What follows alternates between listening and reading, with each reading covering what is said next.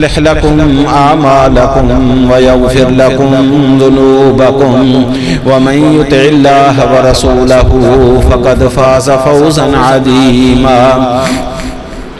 أما بعد فإن خير الحديث كتاب الله وخير الهدي هدي محمد صلى الله عليه وسلم وشر الأمور محدثاتها وكل محدثة بدعة وكل بدعة ضلالة وكل ضلالة في النار.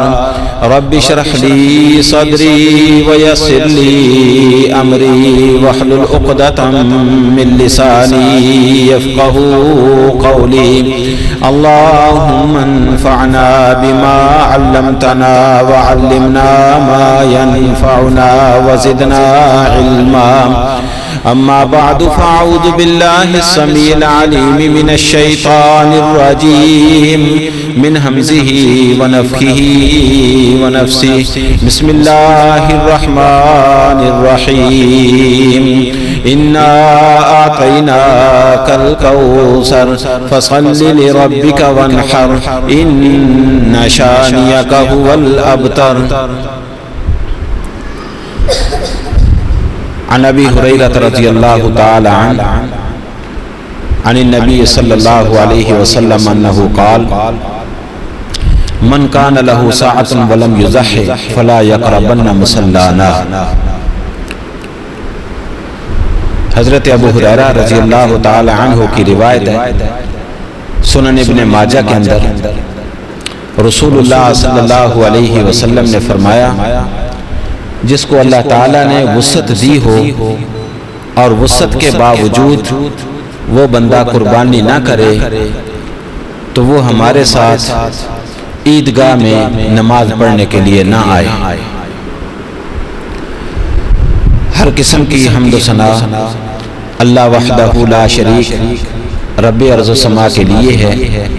لا تعداد بے شمار درود و سلام جناب محمد رسول اللہ صلی اللہ علیہ وسلم کی ذات اقدس پر. حضرات گرامی، قربانی کے ایام ہیں، عشرہ ذو الحجہ آنے والا ہے. بڑے مقدس دن اور اہمیت والے دن ہمارے پاس آنے والے ہیں. آج کل بازاروں میں، منڈیوں میں، مارکیٹوں میں قربانی کے جانور بیچنے والے اور خریدنے والے ان کا رش لگا ہوا ہے. ہر سال اللہ تعالی ہمیں یہ دن نصیب فرماتا ہے اور ہر سال مسلمان اپنی استطاعت کے مطابق اچھی سے اچھی قربانی کرنے کی کوشش کرتے ہیں. یقیناً سب کی نیت یہی ہوتی ہے کہ ہم اللہ کی رضا کے لیے قربانی کریں اور اللہ سے امید بھی رکھتے ہیں اللہ ہماری قربانی کو قبول فرمائے گا.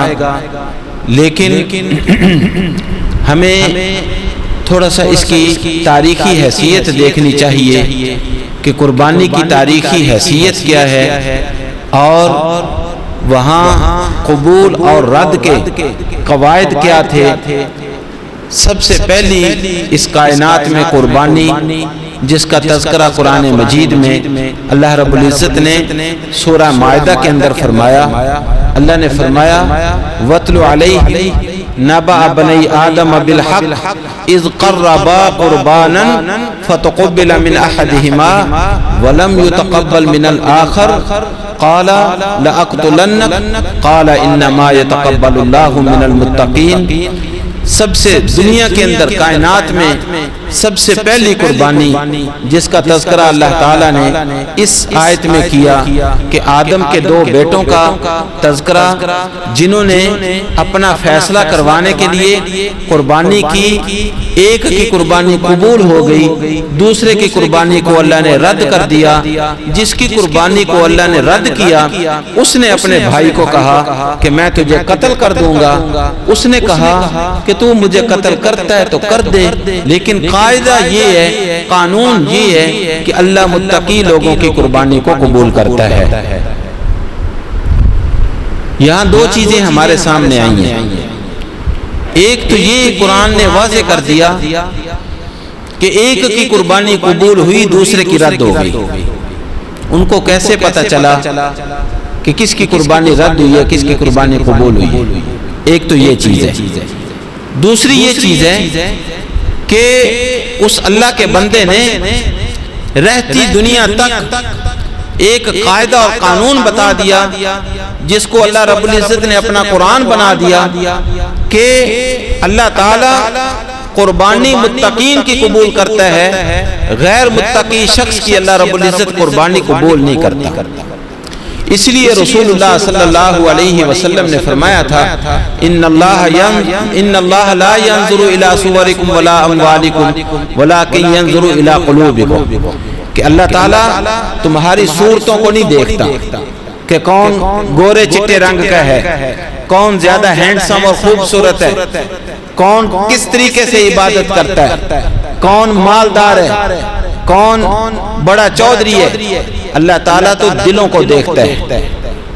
دل صاف ہو، دل میں اللہ کا تقوی ہو تو پھر اللہ رب العزت اس کی ہر بات کو قبول کرتا ہے.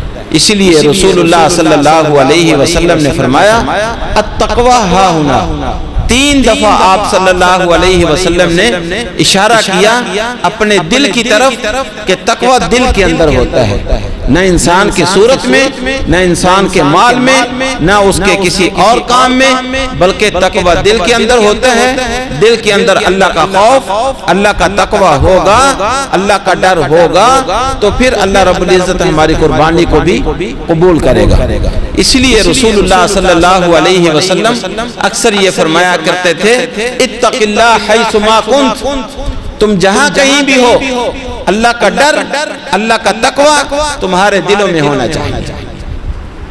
اور قرآن مجید میں بھی اللہ رب العزت نے اسی قاعدے کو بیان فرمایا لن ینال اللہ لحومها ولا دماؤها ولکن ینالہ التقوی منکم. تم قربانیاں کرتے ہو، جانور ذبح کرتے ہو، خون بہاتے ہو، اللہ رب العزت کو نہ تمہارے جانور کے گوشت کی ضرورت ہے نہ تمہارے جانور کے خون کی ضرورت ہے. اللہ تعالیٰ تو تمہارے تقوی کو دیکھتا ہے. جس کے اندر تقوی ہوگا اس کی قربانی اللہ قبول کر لے گا، جس کے اندر تقوی نہیں ہوگا اس کی قربانی اللہ رب العزت رد کر دے گا.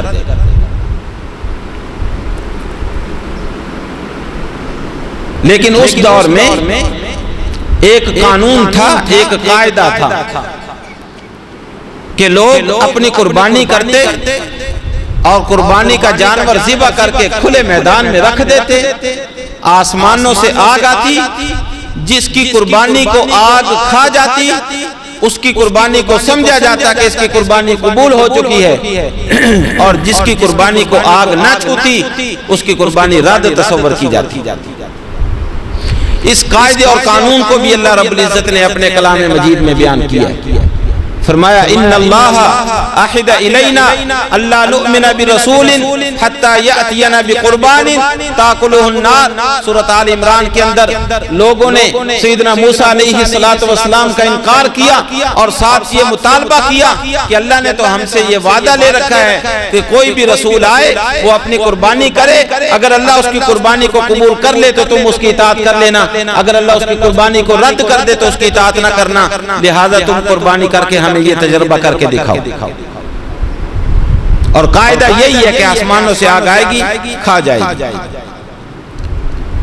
اب سوال یہ پیدا ہوتا ہے کہ اب وہ قاعدہ نہیں ہے، وہ پہلے قاعدہ تھا. اس لیے آدم علیہ السلام کے 2 بیٹوں نے قربانی کی، ایک کی قربانی کو آگ کھا گئی، دوسرا غصے میں آ گیا، اس نے کہا میری قربانی رد کر دی گئی ہے، لاقتلنک، میں تجھے قتل کر دوں گا.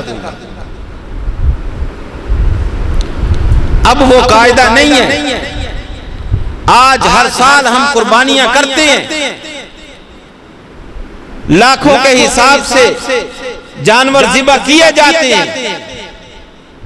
ہمیں بھی تو پتا چلے نا کہ میں نے قربانی کی ہے، میری قربانی اللہ کے ہاں قابل قبول ہو گئی یا رد ہو گئی.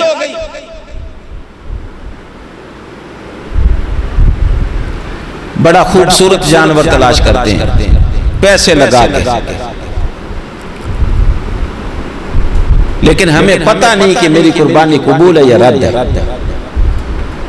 اس کے لیے ایک قاعدہ ہے، انما یتقبل اللہ من المتقین، اللہ تقوی والوں کی قربانی کو قبول کرتا ہے۔ یہ قربانی جو ہم کرتے ہیں، نبی کریم صلی اللہ علیہ وسلم بھی قربانی کرتے تھے، صحابہ کرام بھی قربانی کرتے تھے۔ یہ سیدنا ابراہیم علیہ السلام کا طریقہ اللہ نے رہتی دنیا تک قائم کر دیا۔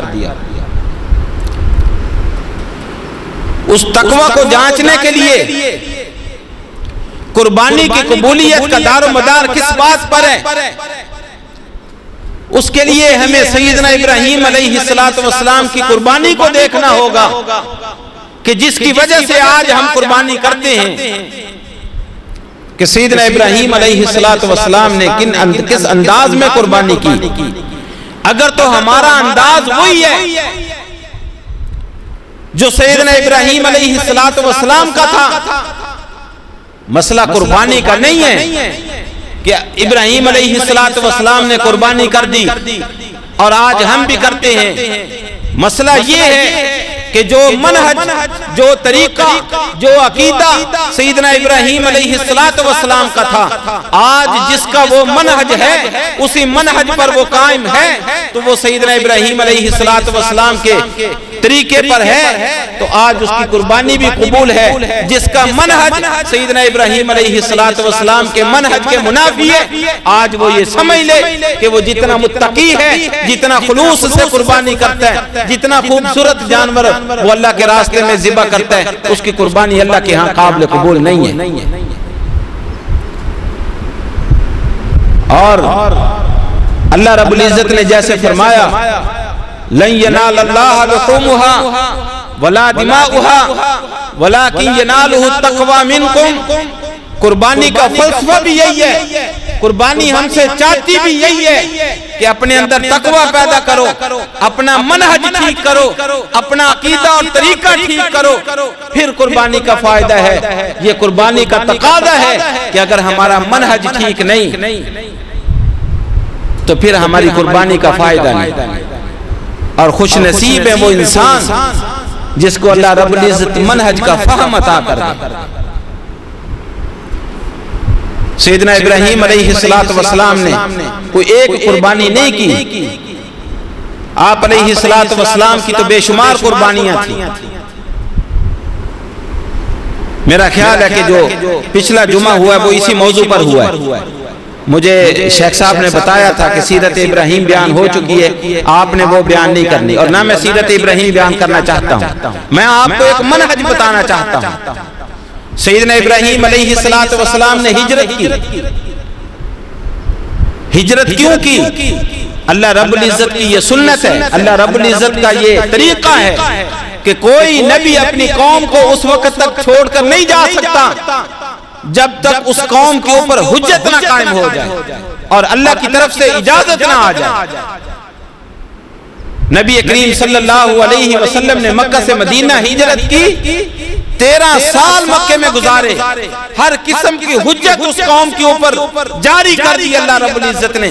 جب اس قوم کے اوپر حجت قائم ہو گئی، پھر نبی علیہ السلام کو حکم آیا کہ آپ مکہ چھوڑ دیں۔ ایسے ہی سیدنا ابراہیم علیہ السلام نے حجت قائم کی ان لوگوں کے اوپر۔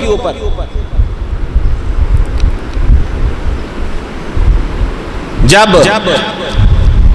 دلائل نہیں بنے، لاجواب ہو گئے، اور یہ ایک طریقہ ہے، یہ بھی آپ کو بتا دو، آپ حق اور باطل کی پہلے دن سے لے کر اب تک لڑائی کا تجزیہ کر لیں، سروے کر لیں، باطل کبھی بھی حق کے سامنے ٹھہر نہیں سکتا، اور پھر وہ حق کو مٹانے کی کوشش کرتے ہیں۔ جب دلائل سے بات نہ بنے، آپ کسی آدمی کے ساتھ بات کر کے دیکھ لیں، کسی آدمی کے ساتھ آپ کا کوئی مخاصمہ، کوئی جھگڑا ہو، زمین کا، لین دین کا، عقیدے کا، کسی بات کا، آپ حق پر ہیں، آپ کا مخالف جھوٹا ہے، باطل ہے، جب اس کے پاس دلائل نہیں ہوں گے، وہ پھر ایسے ہتھ کنڈے استعمال کرے گا کہ آپ کو راستے سے ہٹایا جائے۔ یہ شروع سے طریقہ چلا آ رہا ہے۔ سیدنا ابراہیم علیہ السلام نے جب دلائل سے ان کو لاجواب کر دیا، انہوں نے کہا اس کو آگ میں جلا دو۔ حجت قائم ہو گئی ان کے اوپر، ان کے بتوں کو توڑا۔ آپ نے فرمایا اپنے بتوں سے پوچھ لو۔ ہر طریقے سے نمرود نے کہا کہ میں بھی مردے کو زندہ کر سکتا ہوں۔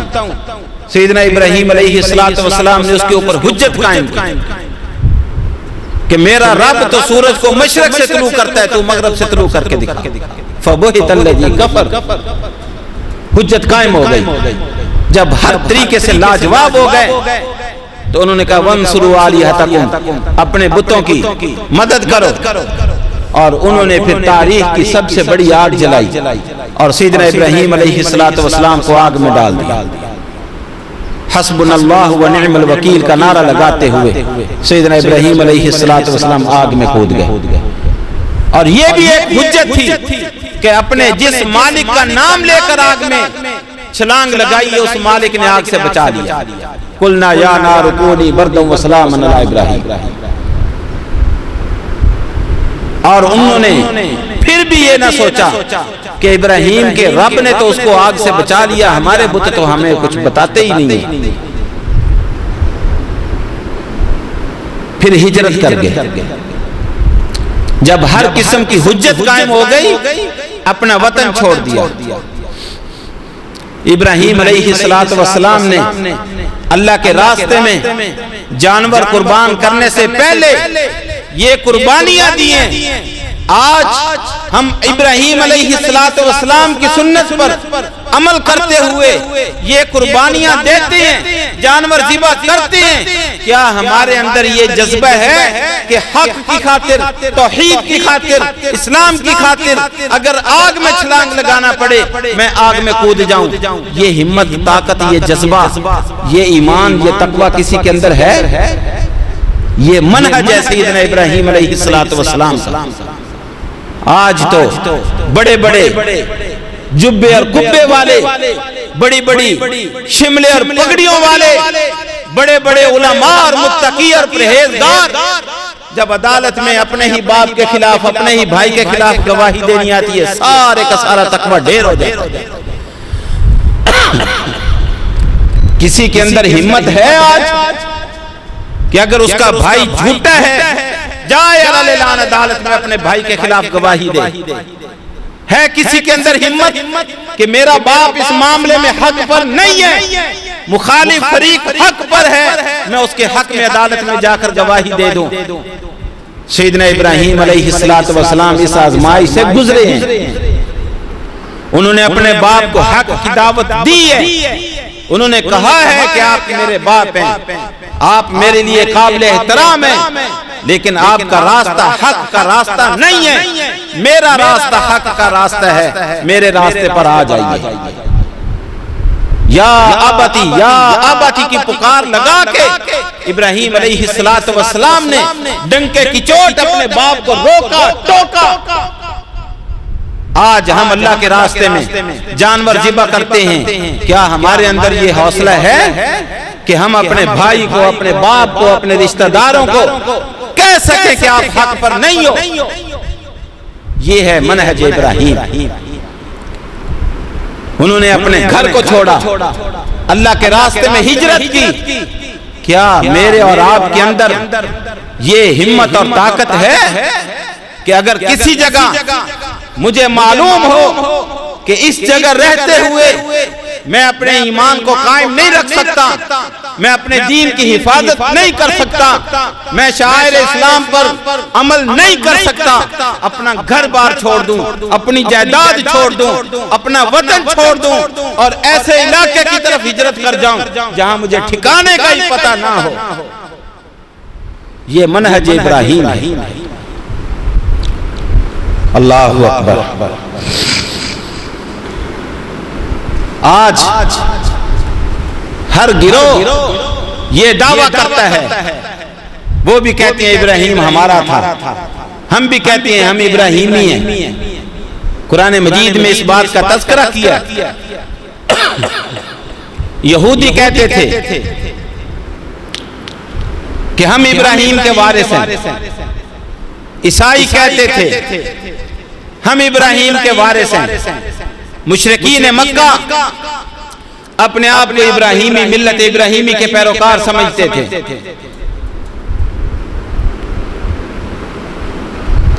اللہ رب العزت نے ابراہیم علیہ السلام کا ایک منہج بیان کر دیا. ان ابراہیم کان امۃ قانتا للہ حنیفا ولم یک من المشرکین. ابراہیم اکیلا امت تھا. امت کا مطلب کیا ہے؟ کہ لوگوں کو اللہ کی توحید کی طرف بلاتا تھا. قانتا وہ فرما بردار تھا اور ایسا فرما بردار اللہ نے جو حکم جاری کیا اگرچہ مگرچہ چونکہ چنا کے لے تو لال یہ نہیں ہے. آپ ذرا اندازہ لگائیے ابراہیم علیہ السلام نے اپنے بیٹے کے ساتھ مل کر بیت اللہ کی تعمیر کی. جب بیت اللہ کی تعمیر ہو گئی اللہ رب العزت نے حکم دیا وَأَذِّنْ فِي النَّاسِ بِالْحَجِّ يَأْتُوكَ رِجَالًا وَعَلَىٰ كُلِّ ضَامِرٍ يَأْتِينَ مِنْ كُلِّ فَجٍّ عَمِيقٍ. اے میرے ابراہیم اب بیت اللہ تعمیر ہو گیا, اب لوگوں کو اس حج کی, اس بیت اللہ کے حج کی دعوت دو. اس دور کا مکہ تاریخ اٹھا کر دیکھیے, سوائے ابراہیم کے خاندان کے یا دو چار کوئی اور فیملیز کوئی خانہ بدوش آ گئے, وہاں بے آب و گیا وادی, لکو دک صحرا, ویران اور سوکھے اجڑے ہوئے پہاڑوں کے سوا وہاں کچھ بھی نہیں.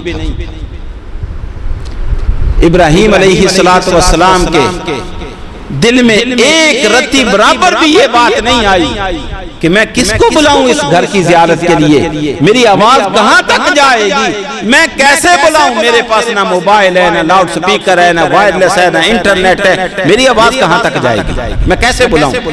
ایک لمحے کے لیے بھی یہ خیال نہیں آیا, بلکہ لوگوں کو آواز لگا دی. اور آج دیکھیں اللہ نے اس آواز کو کیسے قبول کیا. اور جانتے ہیں اللہ نے طریقہ کیا اختیار کیا؟ جب بھی کوئی عمرے کے لیے جاتا ہے, جب بھی کوئی حج کے لیے جاتا ہے, تو یہ گانا گاتا جاتا ہے لبیک اللہم لبیک لبیک لا شریک لک لبیک. یہ نغمہ, یہ وظیفہ, یہ کلمہ طیبہ, یہ پاکیزہ کلمات اس کی زبان پر جاری ہو جاتے ہیں, عقیدہ اس کا جو بھی ہو, لیکن وہ مجبور ہے یہ کلمات کہنے پر. کیا صرف زبان سے لبیک اللہم لبیک لبیک لا شریک لک لبیک کہنے سے حج اور عمرہ قبول ہو جائے گا؟ اللہ اس حاضری کو قبول کر لے گا جب اس دل میں ایک نہیں ہزاروں بت سجا رکھے ہیں ہم نے. اللہ رب العزت نے ابراہیم علیہ السلام کا منہج بیان کیا. وما کان من المشرکین. ابراہیم علیہ السلام کے دور میں, ان کی زندگی میں, ان کے منہج میں جبے کبے نہیں تھے, یہ دربار مزار نہیں تھے, یہ لات منات نہیں تھے, یہ تثلیث کا عقیدہ نہیں تھا, یہ موسیٰ علیہ السلام اور عزیر کو ابن اللہ کہنے کا عقیدہ نہیں تھا, یہ شملے, یہ پگڑیاں, یہ سب کچھ نہیں تھا. ابراہیم علیہ السلام کے منہج میں عقیدہ تھا تو صرف توحید کا عقیدہ تھا. آج ہم بے شمار مہنگے سے مہنگا جانور اللہ کے راستے میں قربان کرنے کے لیے تیار ہیں, لیکن عقیدہ توحید کو ماننے کے لیے تیار نہیں ہیں. آج کس منہ سے ہم ابراہیم علیہ السلام کی سنت کو پورا کرنے کے لیے قربانی کرتے ہیں, جبکہ ہمارے عقیدے میں پاؤں کے ناخن سے لے کر سر کے بالوں تک سر تپا شرک اٹا پڑا ہے, اور ہم اس شرک میں ڈوبے پڑے ہیں, اور ہم بات کرتے ہیں قربانی کی کہ ہماری قربانی اللہ کے ہاں قابل قبول ہوگی یا نہیں ہوگی. بنیادی بات میں آج جو آپ کو بتانا چاہتا ہوں کہ ہم نے یہ دیکھنا ہے کہ ہماری قربانی اللہ کے ہاں قبول ہے یا نہیں ہے۔ اس دور میں یہ ایک طریقہ تھا قربانی قبول ہونے کا پتہ چل جاتا تھا، لیکن آج ہمیں کیسے پتہ چلے کہ آج ہماری قربانی قبول ہے یا نہیں؟ میرے بھائی، اس کا ایک ہی طریقہ ہے، اور وہ یہ طریقہ ہے کہ ہم منہج ابراہیم پر قائم ہیں یا نہیں۔ اور اللہ تعالیٰ نے وہ منہج ہمیں دے دیا، بتا دیا کہ سیدنا ابراہیم علیہ السلام کا منہج کیا تھا۔ اس لیے ہمیں یہ سوچنا چاہیے کہ ہمیں قربانی کرنے سے پہلے یا کوئی بھی عبادت کرنے سے پہلے اپنے عقیدے کو صاف کرنا ہوگا۔ عقیدہ وہی بنانا ہوگا جو سیدنا ابراہیم علیہ السلام کا عقیدہ تھا۔ انہوں نے ظاہری باطنی بتوں کو توڑا، آج ہم بتوں کو بیچتے ہیں۔ وہ بت شکن تھے، آج ہم بت فروش ہیں۔ انہوں نے اپنے باپ کو چھوڑ دیا، اپنے وطن کو چھوڑ دیا، ان کے بتوں کو توڑ دیا۔ آج ہمارے دل میں ہماری خواہشات کے، ہماری نفسیات کے اور ہماری بے سروپا خواہشات کے بت ہم نے اپنے سینوں میں سجائے ہوئے۔ صرف بات یہ نہیں ہے کہ جو قبر پہ سجدہ کرتا ہے وہ مشرک ہے، جو غیر اللہ سے مانگتا ہے وہ مشرک ہے، جو کسی کے سامنے جھکتا ہے وہ مشرک ہے، جو غیر اللہ کی نظر و نیاز دیتا ہے وہ مشرک ہے، جو غیر اللہ کے نام پر کسی دربار پہ جانور ذبح کرتا ہے وہ مشرک ہے۔ بات صرف اتنی نہیں ہے، بات یہ ہے کہ ہم موحد ہوتے ہوئے بھی اپنے دل میں اپنی خواہشات کے بتوں کو سجا کر بیٹھے ہیں اور بات کرتے ہیں ابراہیم علیہ السلام کی قربانی کی۔ یہ منہج جب تک ہمارے اندر نہیں آئے گا، یاد رکھیے ہماری قربانی اللہ کے ہاں قابل قبول نہیں ہوگی۔ بس یہی ایک فکر آپ لوگوں کے سپرد کرنا چاہتا ہوں کہ اگر ہم قربانی کرتے ہیں اور اچھے سے اچھا جانور اللہ کے راستے میں خالص نیت سے قربان کرتے ہیں تو اپنے منہج کی پہلے صفائی کیجئے، اپنے عقیدے کی پہلے صفائی کیجئے، اپنے عقیدے میں بدعت، شرک، اللہ کے ساتھ ہر قسم کی ملاوٹ اس کو ختم کر دیجئے، خالصتاً توحید والے بن جائیے۔ جس طرح ابراہیم علیہ السلام کے لیے اللہ رب العزت نے حنیف کا لفظ استعمال کیا، یکسو، ان کے دل میں اللہ کے سوا کوئی تھا ہی نہیں۔ آج ہمارے دل میں اللہ کے سوا کوئی اور ہونا ہی نہیں چاہیے، رسول اللہ صلی اللہ علیہ وسلم کے طریقے کے علاوہ کوئی اور راہ پر رہنما ہونا ہی نہیں چاہیے۔ جب یہ منہج بن جائے گا، جب یہ عقیدہ بن جائے گا، پھر قربانی کر کے دیکھیے قربانی کا مزہ بھی آئے گا۔ اللہ تعالیٰ مجھے اور آپ کو عمل کرنے کی توفیق دے۔ وآخر دعوانا الحمدللہ۔